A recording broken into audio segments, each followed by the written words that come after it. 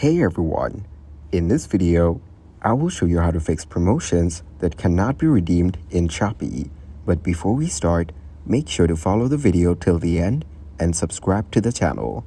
Before we start fixing stuff, let's talk about using discounts on Shopee.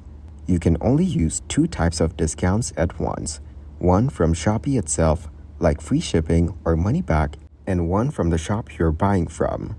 Now let's talk about what to look for when using a discount. First, check the rules. Some discounts need you to spend a certain amount, so make sure your purchase is big enough. Next, look at the time limit. Some discounts only work for a certain amount of time, so use them before they expire. Then there's how many times you can use a discount. Some can only be used once or twice, so keep track. Finally, pay attention to how you pay. Some discounts only work if you use a specific payment method like Shopee Pay or a credit card. To check the rules for your discounts, go to your Shopee account, click on Vouchers, and tap on the one you want to know about. It will show you all the details, and that's it. Thanks for watching. Make sure to like and subscribe.